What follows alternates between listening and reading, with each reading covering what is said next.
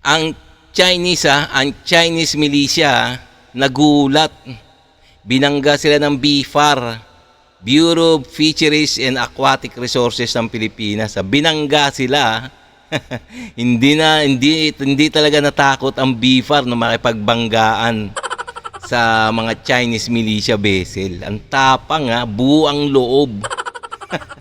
Dapat ganyan din tapang ng mga ng ibang mga nangangasiwa sa West Philippine Sea, no? So okay, no? So itong bibigyan natin ng reaction video, komentaryo, question, criticism, kung ano pa, at pwede rin naman kayo magkomentaryo diyan kung ano yung mga nasa sa loobin nyo. Kasi itong balitan to, ito yung mga maiinit na balita tungkol sa West Philippine Sea natin. Alam nyo naman na West Philippine Sea, talagang inaangkin ng mga Chinoy o yung mga China yung ating teritoryo diyan. So dapat talaga malaman na ng taong bayan to kung ano ang mga saloobin natin. Okay? So kung bago ka pa lang sa aking channel, please like and subscribe na lang muna sa ating YouTube channel bago tayo mag-umpisa. Okay? And also please paki-subscribe din kay Melbs Castle. Yan. So sa kanyang video to, so bibigyan lang natin ng na reaction video, komentaryo, nang sa ganun mailabas natin yung mga saloobin natin. Okay, so umpisa na natin. Tong China, matapos alukin si Pangulong Bongbong Marcos ng dialogo kahapon lang, muli na namang hinarang ng Chinese Maritime Militia ang barko ng BFAR na papuntang Pag-asa Island. Sinubukan tong harangin at hindi padaanin, pero hindi napigilan ng Chinese Maritime Militia kasi pinalagyan ulit yan ng BFAR. Sa video makikitang inuunahan tayo ng China sa pwestuhan.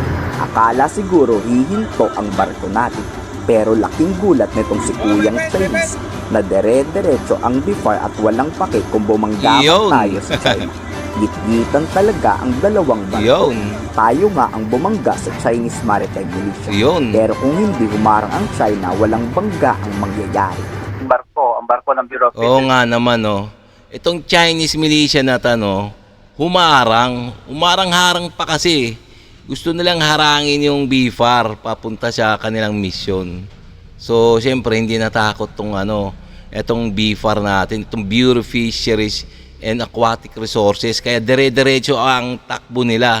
Hanggang sa, siyempre, mababangga talaga nila yun kasi nakaharang tong Chinese militia na to, Matapang din to, Ang kukulit din itong mga Chinese militia, Para rin silang mga Chinese Coast Guard. Malamang itong mga Chinese militia mga mga tuta rin ng gobyerno ng China.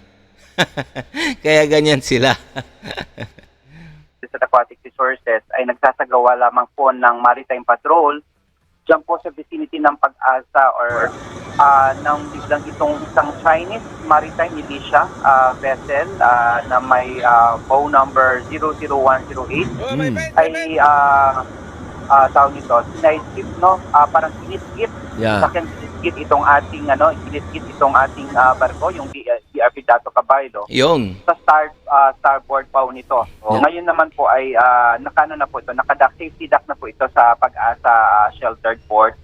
Ayon kay Defense Secretary Gilberto Teodoro, tama lang ang naging desisyon ng ating Pangulong Bongbong Marcos. Tanggihan ang China sa gusto nila hanggat hindi nagtitino ang mga Chinese sa West Philippine Sea. Anong klaseng dialogue yun? Monologue na naman na sila lang ang naniniwala. Tama. Committed din tayo sa dialogue basta alam natin di tayo niloloko. Committed talaga sila sa dialogue pero committed din sila sa illegal action. Kahit ang Philippine Navy na dududahan sa binabalak na usapan ng mga Chinese. Paraan lang ata yan ng Chinese Foreign Ministry para mauto ang Pilipinas. Sasabihan tayo ng mababangong salita tapos kabaliktaran pala ang nangyayari sa karagatan. Bukas naman ang Pilipinas sa pakikipag-usap. Pero gaya ng nauna ng hamon ni Pangulong Marcos sa Chinese Premier, paatrasin o palayasin muna ng China ang lahat ng kanilang barko bago tayo makipag-usap. We look forward. Oo nga naman, gusto makipag-usap ng mga Tsekwa sa atin, no, sa gobyerno ng Pilipinas. Dapat kung sincere sila sa kanilang pakipag-usap sa Pilipinas, ano nila, patrasin nila yung mga barko nila, no. Nang sa ganon, talagang patunayan nila na sila ay sincero sa kanilang pakipag-usap sa Pilipinas. Kaso hindi naman nila pinapatras. Mintras, lalo pang nagiging agresibo pa. Inuutusan nila ang kanilang mga barko na harangin ang mga barko ng Pilipinas sa resupply mission. Tama ba yun? Kaya nga sawang-sawa na Sawang-sawa na talaga na makipagdialogo ang Pilipinas sa Chinese. Kailangan makipagdialogo ang Chinese sa Pilipinas. Kailangan tanggalin nila, patrasin muna nila ang kanilang mga barko bago mag-usap. Ayun ang tama nga naman, no? Hindi yung ganyan, mamaya usap unggoy lang yan Wala rin, di ba? To good faith discussions. And the President has given the marching order that he looks forward to good faith discussions and we will comply. And do you see now a good faith, yung on the part of China? Right now, I honestly speaking, I do not see that, and the President also echoed that in saying that we cannot cast a blind eye or turn a blind eye on what is happening in the West Philippine Sea. Kung akala ng China madali tayong mapapasuko sa banggaan na yan, matitibay raw ang barko ng BIFAR. Gawang Pinoy ang karamihan sa BIFAR ship. Yun. Makailang beses na rin raw tayong nakipagbanggaan pero maayos pa rin naman daw ang mga barko ng BIFAR. Pinagbobomba na rin raw tayo ng water cannon pero baliwala lang yan. So naman po, matitibay naman nating mga Oo nga naman, pinagbobomba na tayo ng maraming beses, no? Talagang sanay na. Sanay na bombahin. Sanay na yata tayo bombahin ng mga water cannon ng mga China.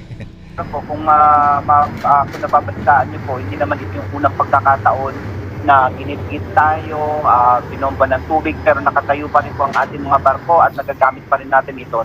Even this, Dato Kabaylo, ito rin yung pong sinubukan nila ng bombahin ng tubig dyan sa Baho de Masinloc. Pero hindi naman nila ito naabot at naitagawa pa rin yung misyon ng ating mga barko. So gusto ko lamang sabihin na ganun po kagigiting ang ating mga tauhan na manindigan dyan sa West Philippine Sea. Tama si Defense Secretary Gibo at si Pangulong Bongbong Marcos. Palayasin muna lahat ng Chinese bago tayo mag-usap sa kanila. Pabor ba kayo dito? I-komento sa baba ang inyong salo. Tama nga naman, no? Tama si PBBM, si Secretary Gibo, na paatrasin muna yung mga barko ng China bago sila mag-usap.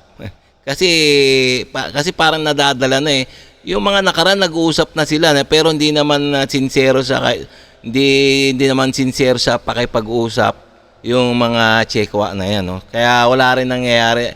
Kaya nagwa-water cannon pa rin sila, nagbubuli, hinaharang ating mga barko.